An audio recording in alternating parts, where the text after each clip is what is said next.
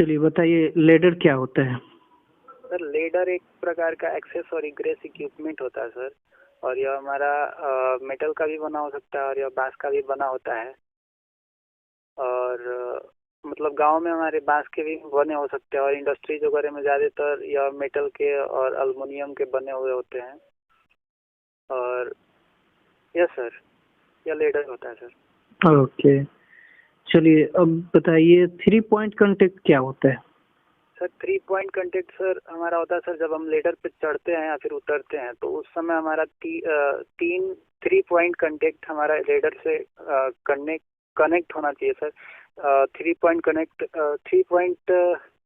Contact को हम describe करेंगे सर तो 2 पैर एक हाथ या फिर 2 हाथ एक पैर हमारे ड्यूरिंग क्लाइंबिंग हमको कनेक्टेड रखना होता है सर लेडर से। अच्छा, चलिए लेडर से संबंधित कुछ हजार्ड के बारे में बताइए। सर लेडर अगर हमारा अनइवन सरफेस पे खड़ा हो रहा है सर तो वह हमारे लिए खतरा हो सकता है सर। अच्छा। अगर लेडर के जो स्टेप्स होते हैं उस पे अगर स्लिपरी मटेरियल लगे हैं या फिर कुछ मतलब वैसा लगा है जिसकी वजह से हमारा पैर या फिर हाथ स्लिप कर जाए, जिसकी वजह से हम गिर सकते हैं सर, वह भी हमारे लिए खतरा है सर। अगर हम लेडर का इंस्पेक्शन नहीं करते हैं और लेडर डैमेज है कहीं से या फिर कुछ वैसा है जिसकी वजह से लेडर टूट सकता है तो वह भी हमारे लिए एक खतरा हो सकता है सर। और लेडर को हम सर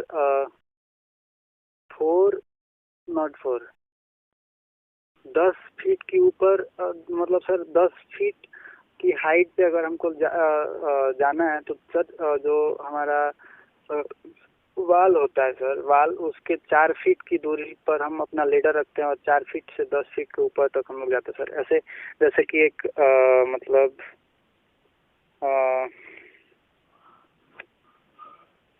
बोलिए। 10 सर अगर 10 फीट की हाइट पे अगर हमको लेडर को लगाना है तो 4 फीट की दूरी हम सर मेंटेन करते हैं वाल से। अच्छा।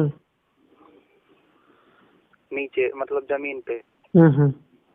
और उसके बाद लेडर को खड़ा करते हैं, वह हमारे लिए प्रॉपर वे होता है सर लेडर यूज करने का। और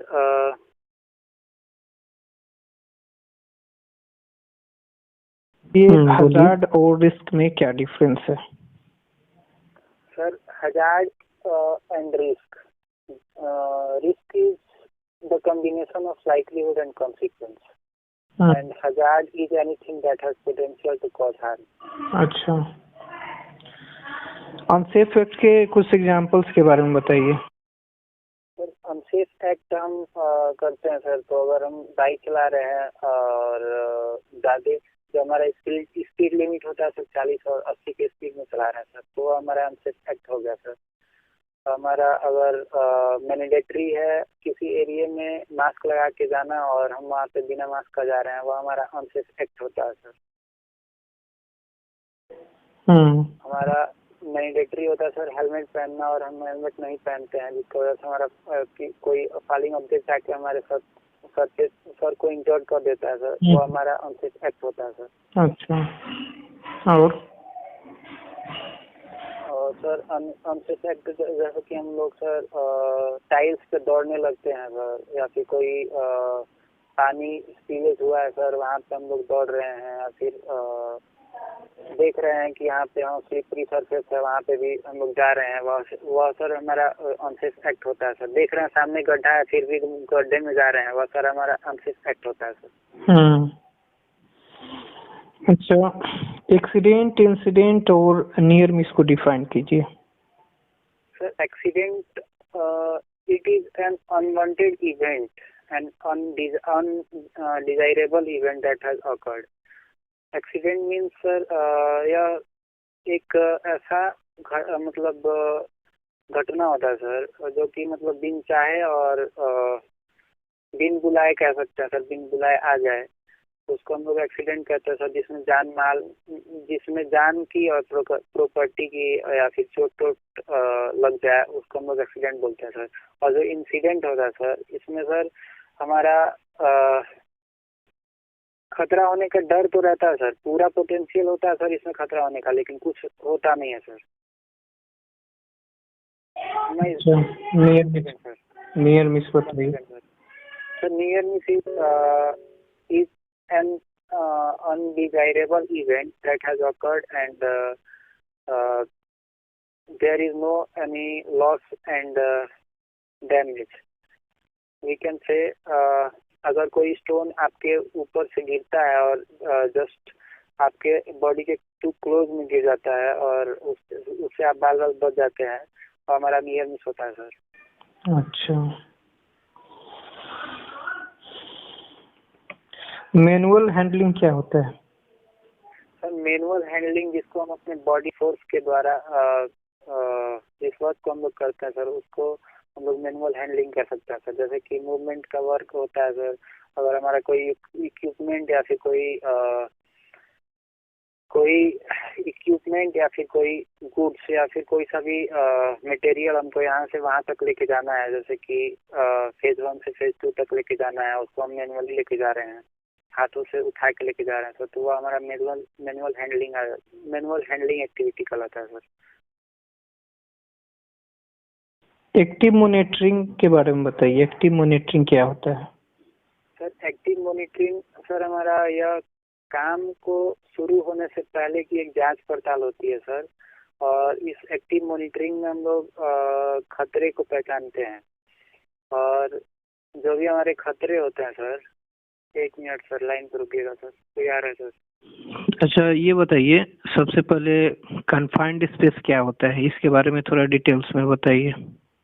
सर सर कन्फाइंड स्पेस एक कोई सा भी इंक्लोज एरिया होता है सर, जहाँ पे मतलब ऑक्सीजन की डिफिशियंसी हो सकती है, प्लस कंबस्टिबल मटेरियल्स हो सकते हैं, जो मतलब जिसमें एक्सेस और इग्रेस का कम जगह होता है और एक ही रास्ता होता है अंदर जाने का और बाहर आने का, और वो चारों तरफ से इंक्लोज होता है सर।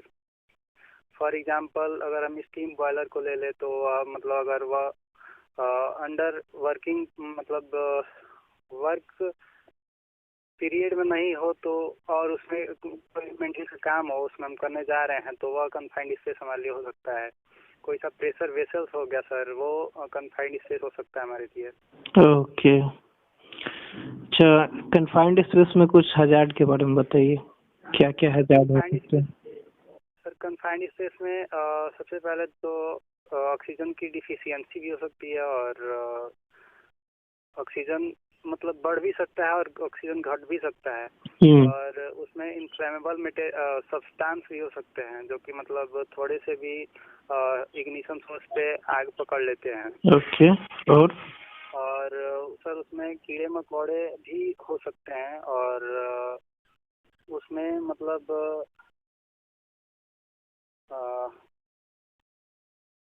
तो सर ये सब हैजार्ड्स हो सकता है सर कन्फाइंड स्पेस में। अच्छा, तो ऑक्सीजन की डिफिशियंसी के लिए वहाँ पे क्या प्रिकॉशन चाहिए? सर ऑक्सीजन की डिफिशियंसी के लिए हम स्काबा प्रोवाइड कराते हैं सर। पहले तो चेक करेंगे सर कि ऑक्सीजन की लेवल क्या है हमारी कन्फाइंड स्पेस में, उसके बाद उसके अनुसार उसके अकॉर्डिंग अगर जितना लेवल है 90.5 टू 23.5 होना चाहिए सर। अच्छा, इसके बीच होना चाहिए सर। यस सर, तो उसके अनुसार हम लोग उसका प्रिकॉशन मेजर्स लगाते हैं सर और स्काबा वगैरह प्रोवाइड कराते हैं। अच्छा, तो ओवरऑल आप ये बताइए कन्फाइंड स्पेस में काम करने के लिए वहाँ पे सबसे पहले प्रिकॉशन क्या क्या चाहिए?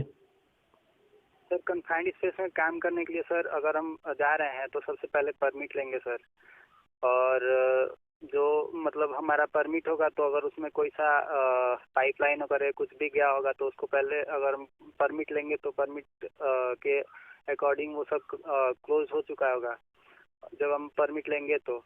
और उसके बाद जब उसमें एंट्री लेंगे हम, जब हमारा इंट्रेंट होता है वो उसको एंट्री दिलाने से पहले उसका टेस्ट कराया जाता है, मतलब उसका टेस्ट किया जाता है और उसका मतलब यह इंश्योर किया जाता है कि वह ऑथराइज्ड पर्सन है कि नहीं, उसके बारे में कन्फाइंड स्पेस के बारे में उसको नॉलेज है कि नहीं। वह अंदर जा करके और काम सुरक्षित ढंग से कर पाएगा कि नहीं कर पाएगा, उसके अकॉर्डिंग हम उसको मतलब अंदर भेजते हैं। और अंदर जाने के बाद एक अटेंडेंट होता है सर, उसके ऊपर जो कन्फाइंड स्पेस का जो रास्ता होता है उसके ऊपर रहता है, और वो इंटेंडेंट से कन्वर्सेशन करता रहता है सर। सिग्नल के माध्यम से कर सकता है, या फिर रस्सी के माध्यम से कर सकता है, या फिर लाइटिंग वगैरह के माध्यम से कर सकता है सर। और इसका जो प्रिकॉशंस होता है सर, हम इसमें लो वोल्टेज बल्ब वगैरह का यूज़ करते हैं सर, जैसे कि 24 वोल्ट बल्ब का यूज़ करते हैं, क्योंकि ज़्यादा अगर हाई वोल्टेज का अगर बल्ब का यूज़ करेंगे तो उसमें जैसे कि इन्फ्लेमेबल गैसेस होते हैं या फिर इन्फ्लेमेबल सब्सटेंस भी हो सकते हैं, तो वो सब उसमें मतलब आग लग सकती है सर। ओके। अच्छा, ये आपका ऑक्सीजन लेवल कितना होता है कन्फाइंड स्पेस में, कितना होना चाहिए सर? ऑक्सीजन लेवल मिनिमम 20 के आसपास होना चाहिए सर, 20 या फिर 95 के अबव, और 32 के नीचे, न 32 सर, 23.5 के नीचे। ओके। अच्छा, कन्फाइंड स्पेस जो होता है वो कितने प्रकार का होता है sir? Confined space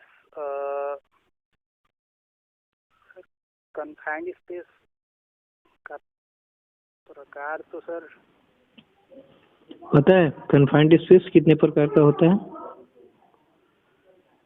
confined space तो ये प्रकार तो सर पता नहीं है सर। कन्फाइंड स्पेस सर 2 प्रकार का होता है, ठीक है। अब बताइए एक्सकावेशन क्या होता है? सर एक्सकावेशन एक मैन मेड कट है, जो कि मतलब मैन मेड या फिर मशीनरी, जो भी हमारा सॉइल का खुदाई होता है सर, जो भी हमारा मिट्टी को खोदा जाता है जमीन अंदर, मतलब जो अगर फाउंडेशन करना हो या फिर कोई सा ब्रिज वगैरह बनाना हो, उसका जो कॉलम होता है उसको खड़ा करना हो, या फिर कोई सा स्ट्रक्चर खड़ा करना हो, तो सबसे पहले हम लोग एक्सकावेशन करते हैं सर। तो एक्सकावेशन सर, यह एक्सकावेशन 2 प्रकार के होता है सर। एक डीप एक्सकावेशन होता है, और एक डीप एक्सकावेशन, और एक नॉट शैलो फाउंडेशन। ओके, बोलिए। एक डीप एक्सकावेशन होता है सर, और एक छोटा एक्सकावेशन सर, भूल रहे हैं सर। ओके, चलिए कोई बात नहीं। अच्छा, चलिए एक्सकावेशन में हजार्ड के बारे में बताइए, हजार्ड क्या क्या होता है? सर एक्सकावेशन सर कितने प्रकार के होते हैं सर? ट्रेंच भी होता है सर, और शैलो भी होता है। जैसे कि अगर हमारा ट्रेंच है, तो अगर हम ट्रेंच को अगर सर, ट्रेंच भी एक कन्फाइंड स्पेस हो सकता है सर, अगर वह 15 फीट या फिर 10 फीट के नीचे तक अगर खुदाई हो, तो अभी मतलब वहाँ पे भी ऑक्सीजन की डिफिशियंसी हो सकती है सर। तो अभी हमारा एक तो कन्फाइंड स्पेस हो सकता है। और जो इसमें हैजार्ड होते हैं सर एक्सकावेशन में, एक केबिन हो सकते हैं सर, कोई सा अगर वाइब्रेशन वाला वर्क चल रहा हो अगर अगल बगल में, या फिर जैसे कि डेमोलेशन का वर्क चल रहा हो, और मतलब जस्ट बगल में ही एक्सकावेशन चल रहा हो, और ट्रेंच हो या फिर कोई सा भी एक्सकावेशन हो जो डीप हो, वह सर वाइब्रेशन की वजह से सर उसका जो सॉइल होगा, जो उसका एज होगा, एक्सकावेटेड प्लेस का जो एज होता है, वो केबिन हो सकता है सर, वो ढह सकता है, या फिर कोई सा बड़ी गाड़ी, या फिर कोई ऐसा मतलब वजन जो कि उस एज पे गिरे या फिर उस एज के तरफ से गुजरे, जिसकी वजह से केबिन हो सकता है। और केबिन होने की वजह से वो जो पूरा मिट्टी जो हमारी ढहेगी, वह जितने हमारे वर्कर होंगे उनके ऊपर गिरेगी, और उसकी वजह से फैटल एक्सीडेंट भी हो सकता है सर। और ये सर ये अंडरग्राउंड पाइपलाइन भी निकल सकते हैं सर, और इलेक्ट्रोक्यूशंस भी हो सकते हैं सर, जो हमारा हाइड्रा वगैरह होता है सर, जिससे हम लोग माटी खोदते हैं, अगर वह ऊपर मतलब जो उसका बूम होता है वह ऊपर जाता है और नीचे आता है, मतलब मिट्टी को खोद करके ऊपर निकालता है, अगर वह ओवरहेड पावर लाइन से टकरा जाता है, तो वह पूरा जो मतलब मेटल का बना होता है सर, तो उसमें पूरा इलेक्ट्रोक्यूशन की वजह से खतरा भी हो सकता है सर, इलेक्ट्रोक्यूशन हो सकते हैं सर। और कुछ हजार बताइए। Yes sir. और अ,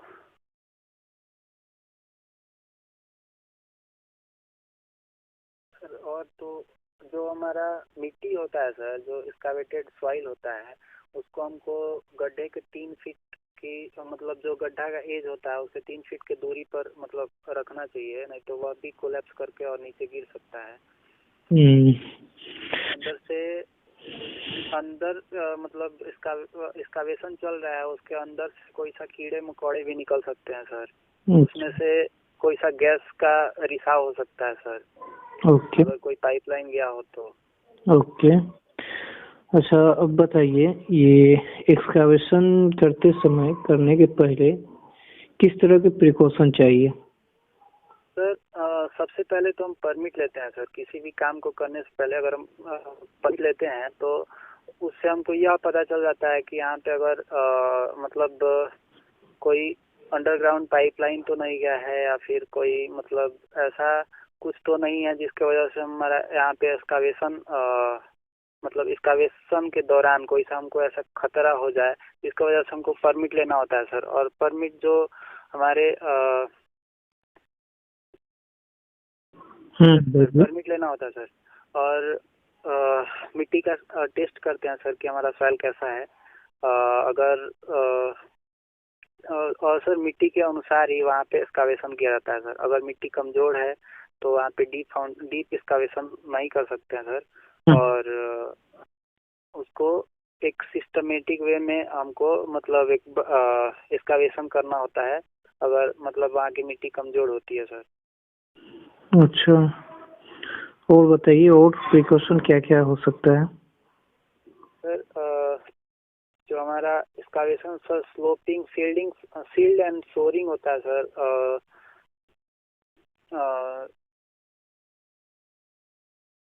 स्लोपिंग होता है सर। और अच्छा, चलिए, कितना डीप एक्सकावेशन को हम लोग कन्फाइंड स्पेस में कंसीडर करते हैं? Yes sir. Sir maximum 10 feet above. अगर हम डीप एक्सकावेशन जा रहे हैं, डीप में जा रहे हैं अगर मतलब जमीन के अंदर, और ट्रेंच हो या फिर ट्रेंच ही हम समझते हैं तो सर, ट्रेंच अगर हो तो उसमें भी सर ऑक्सीजन की डिफिशियंसी हो सकती है सर, उसमें भी यूटिलाइजेशन हो सकते हैं। तो वह कन्फाइंड स्पेस हमारा माना जाता है सर। ओके। हाँ, तो बताइए, लेडर को सेफ तरीके से हम लोग कैसे यूज कर सकते हैं? प्रिकॉशन बताइए। सर लेडर को हम लोग सेफ तरीके से यूज करते हैं सर। तो सर पहले इंस्पेक्शन करते हैं सर लेडर का, और कि लेडर ठीक है, मतलब वेल कंडीशन में है कि नहीं है। और लेडर को यूज करते समय हम पूरा उसको इंस्पेक्ट करते हैं कि कोई सा स्लिपरी मटेरियल तो उस पर नहीं लगा है, या फिर कहीं से डैमेज तो नहीं है। या हम जब ब्लेडर को खड़ा करते हैं सर, तो वहाँ पे 10x4 का डिस्टेंस मेंटेन करते हैं। जैसे कि 10 फीट हाइट तो 4 फीट मतलब चौड़ाई नीचे जमीन वाल से 4 फीट की दूरी पर हम ब्लेडर को खड़ा करके, और उसके बाद 10 फीट की हाइट पे ऊपर जाते हैं सर। अच्छा अकॉर्डिंग सर, यहाँ पे हम गलती हो सकते हैं सर, मे बी। ये आपका रेशियो होता है, ठीक है? 1:4, यानी 1:4 के मतलब रेशियो में हम लोग इंस्टॉल करते हैं लेडर को। Okay, yes sir. 1:4, 4 फीट की ऊंचाई पे जाना तो 1 फीट की डिस्टेंस मेंटेन करते हैं। Yes sir. चलिए, और बताइए precaution. Yes sir. Yes sir. और जो हमारा लेडर होता है सर, वो मतलब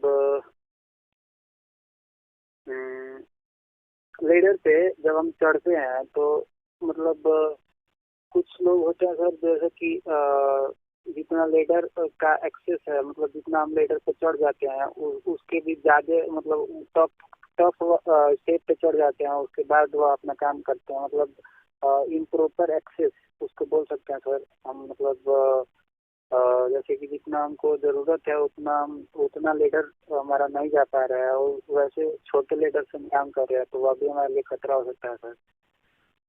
अकॉर्डिंग टू वर्क हमको लेडर का यूज़ करना चाहिए, और लेडर से ज़्यादा मतलब एबव में कोई सा जैसे कि अगर कोई पेंट वेंट करता है तो सर जितना हाथ पहुंच जाता है उतना तो मार ही देते हैं, उसके बाद भी मतलब लेडर से झूल कर वो भी हमारे लिए खतरा हो सकता है सर। और जो हमारे लेडर पे जो हमारे मतलब पर्सनल्स होते हैं उनको मतलब कैच करवाया जाता है सर, कुछ फेंक दिया जाता है, या फिर कुछ मतलब नीचे से कुछ पकड़ाना हो तो उसको उन लोगों को फेंक दिया जाता है सर, ऊपर की पकड़ लो, वह भी हमारे लिए खतरा हो सकता है सर। उसको पकड़ते वक्त हो सकता है कहीं लेडर हमारा सरक जाए, उस पे से वह गिर सकता है सर। अच्छा, ये आप क्लियर कीजिए कि लेडर का यूज हम लोग एक्सेस इग्रेस के लिए करते हैं या फिर काम करने के लिए? सर काम करने के लिए भी करते हैं सर, एक्सेस इग्रेस के लिए ही करते हैं सर। सर तो यहाँ पे अगर हमको हाइट पे थोड़े हाइट पे अगर हमको काम करना हो तो वहाँ पे हमको एक्सेस तो चाहिए ना सर, वहाँ तक पहुँचने का कुछ कोई ना कोई सा मीन्स तो चाहिए ना सर, तो उसके लिए हमको लेडर का यूज करना होता है sir. Okay okay. Aerial lift भी यूज किया जाता है सर इंडस्ट्रीज वगैरह में। अच्छा, जो आपका लेडर का जो हाइट होता है वो वर्किंग प्लेटफॉर्म से कितना होना चाहिए ऊपर? मिनिमम 3 स्टेप्स ऊपर होता है सर।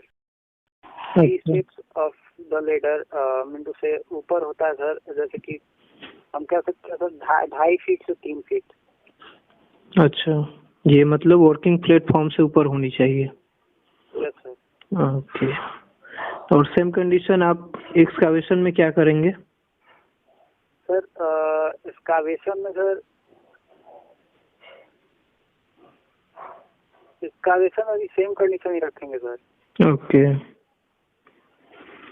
चलिए ठीक है। अच्छा, ये बताइए लेडर को पेंट किया जाता है? लेडर को पेंट नहीं सर, लेडर को पेंट नहीं किया जाता है सर। पेंट क्यों नहीं किया जाता है लेडर को? सर अगर हम लेडर को पेंट करेंगे सर तो हो सकता है कि हम मतलब सर उसको टेम्परेचर में अंडर टेम्परेचर में वर्क में लेते हैं सर। उसको अगर हम लोग वर्क में लेते हैं सर, उसका यूज हम लोग मतलब सूर्य के तापमान में भी करते हैं, जिसकी वजह से पेंट सर पिघल सकता है। अच्छा सर और उसके से हमारा पैर स्लिप कर सकता है सर। राइट, वो स्लिपरी कंडीशन क्रिएट कर देता है ना। इसका फोल्डिंग क्या होता है? तो इसका फोल्डिंग एक हमारा स्काफोल्डिंग एक साइंस और आर्ट का कॉम्बिनेशन होता है सर, और इसको हम लोग मतलब कंस्ट्रक्शन को मतलब कंस्ट्रक्शन वर्क में इसका यूज होता है सर। और जैसे कि बिल्डिंग वगैरह बनाते हैं हम तो मतलब बहुत ज़्यादा हाइट का वर्क होता है और कुछ दिनों तक का वर्क होता है, तो उसके लिए हम लोग को स्काफोल्ड एक तो तैयार करना होता है सर, जिससे हम लोग एक गुड वर्किंग प्लेटफॉर्म प्रोवाइड कराते हैं, एक सेफ वर्किंग प्रोसीजर्स को डेवलप कराते हैं सर स्काफोल्ड के जरिए। तो इसका फोल्डिंग बनाने का पर्पस क्या होता है, वो किस लिए बनाया जाता है? सर स्काफोल्डिंग बनाने का पर्पस होता है sir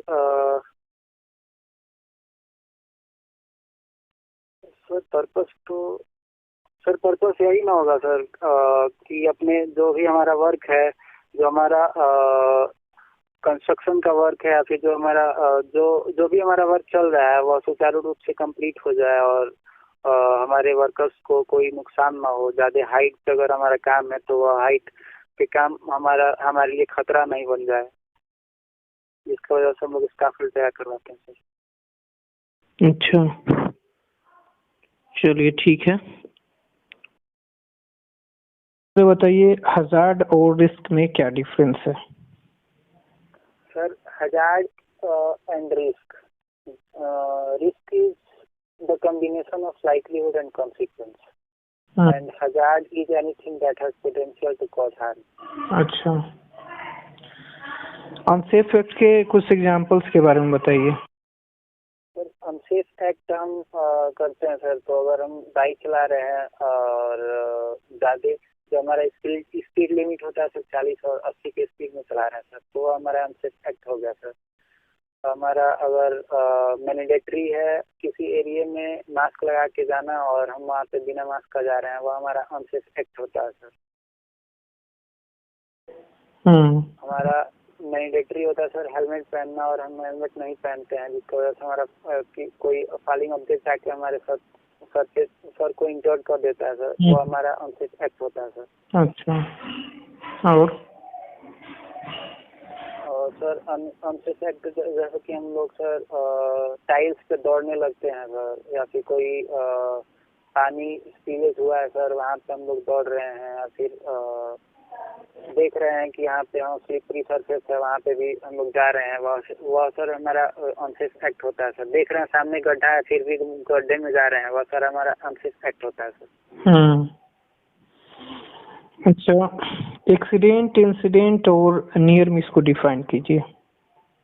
sir accident it is an unwanted event and undesirable event that has occurred. Accident means sir यह एक ऐसा मतलब घटना होता है सर जो कि मतलब बिन चाहे और बिन बुलाए कह सकते हैं सर, बिन बुलाए आ जाए, उसको हम लोग एक्सीडेंट कहते हैं सर। जिसमें जान की और प्रॉपर्टी की या फिर चोट लग जाए, उसको हम लोग एक्सीडेंट बोलते हैं सर। और जो इंसिडेंट होता है सर, इसमें सर हमारा खतरा होने का डर तो रहता है सर, पूरा पोटेंशियल होता है सर इसमें खतरा होने का, लेकिन कुछ होता नहीं है सर। नियर मिस बताइए sir. Near miss is an undesirable event that has occurred and there is no any loss and damage. We can say अगर कोई स्टोन आपके ऊपर से गिरता है और जस्ट आपके बॉडी के टू क्लोज में गिर जाता है और उससे आप बाल बच जाते हैं, तो हमारा नियर मिस होता है सर। अच्छा, मैनुअल हैंडलिंग क्या होता है? सर मैनुअल हैंडलिंग जिसको हम अपने बॉडी फोर्स के द्वारा जिस वर्क को हम लोग करते हैं सर, उसको हम लोग मैनुअल हैंडलिंग कर सकते हैं सर। जैसे कि मूवमेंट का वर्क होता है सर, अगर हमारा कोई इक्विपमेंट या फिर कोई इक्विपमेंट या फिर कोई गुड्स या फिर कोई सा भी मटेरियल हमको यहाँ से वहाँ तक लेके जाना है, जैसे कि फेज 1 से फेज 2 तक लेके जाना है, उसको हम मैनुअली लेके जा रहे हैं, हाथों से उठा के लेके जा रहे हैं, तो वो हमारा मैनुअल हैंडलिंग एक्टिविटी कहलाता है सर। एक्टिव मॉनिटरिंग के बारे में बताइए, एक्टिव मॉनिटरिंग क्या होता है?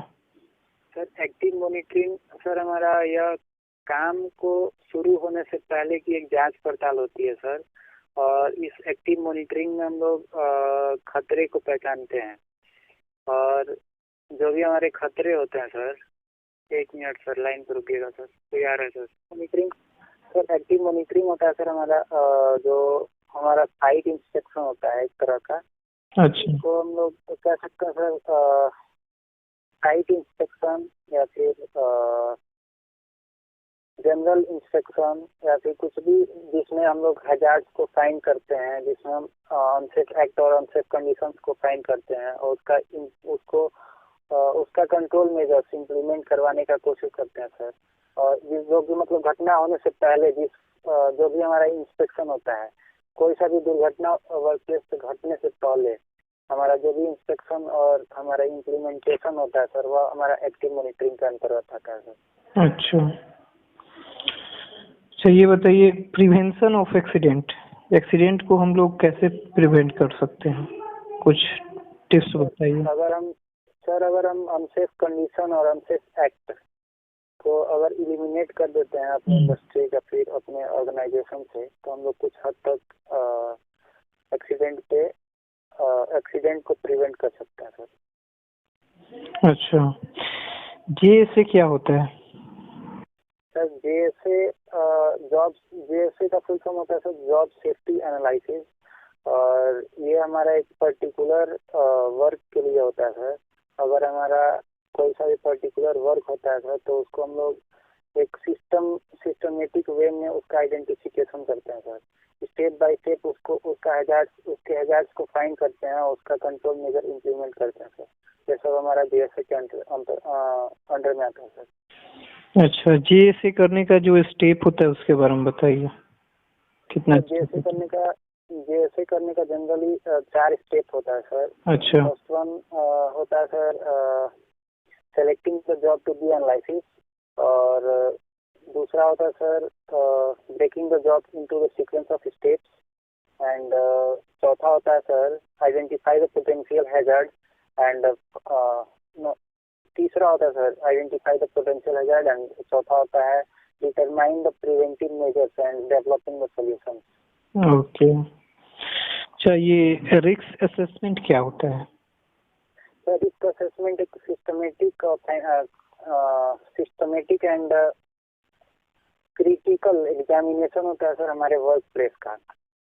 जितने भी हमारे एक्टिविटीज चल रही होती हैं, जितने भी हमारे एक्टिविटीज चल रही होती है हमारे वर्क प्लेस पे, उन सबका एक आकलन होता है, उन सबका एक मूल्यांकन होता है, उनके हैजार्ड्स का, उनके जो भी उनमें उन सब एक्टिविटीज से होने वाली खतरे हैं उनका एक जांच पड़ताल होता है सर। यह रिस्क असेसमेंट के अंतर्गत आता है सर। अच्छा, रिस्क असेसमेंट का स्टेप बताइए कैसे किया जाता है? रिस्क असेसमेंट का स्टेप होता है sir identify the hazard, and दूसरा होता है पहला होता है आइडेंटिफाई द हैजार्ड, दूसरा होता है एस्टिमेट द हैजार्ड, तीसरा होता है इवैल्यूएट द हैजार्ड, एंड चौथा होता है determine the not determine identify, estimate, evaluate